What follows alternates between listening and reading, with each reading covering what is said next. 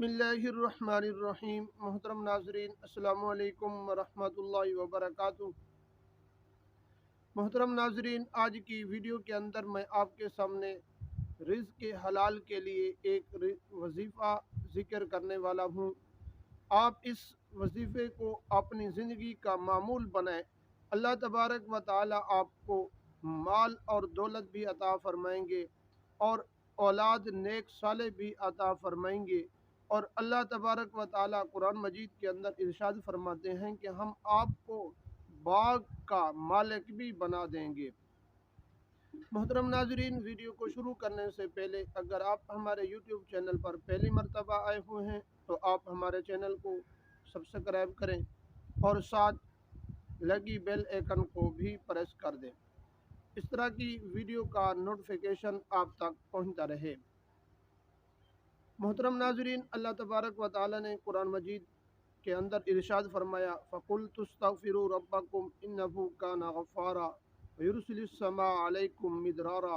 وَيُمْدِدْكُمْ بِأَمْوَالٍ وَبَنِينَ وَيَجْعَلْ لَكُمْ جَنَّاتٍ وَيَجْعَلْ لَكُمْ أَنْهَارًا۔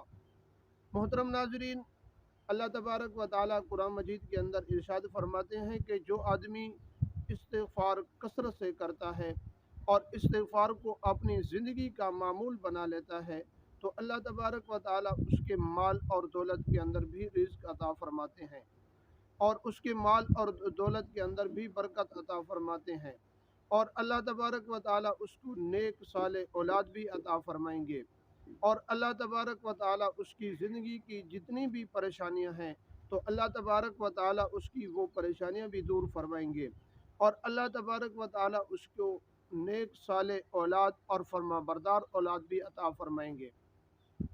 اگر اس کی اولاد پہلے سے ہے تو اللہ تبارک و تعالی اس کو فرما بردار اپنے ماں باپ کے لیے بنائیں گے۔ محترم ناظرین، اللہ تبارک و تعالی قرآن مجید کے اندر ارشاد فرماتے ہیں کہ تم باہر سے پھل وغیرہ پھل فروٹ لینے کے لیے جاتے ہو،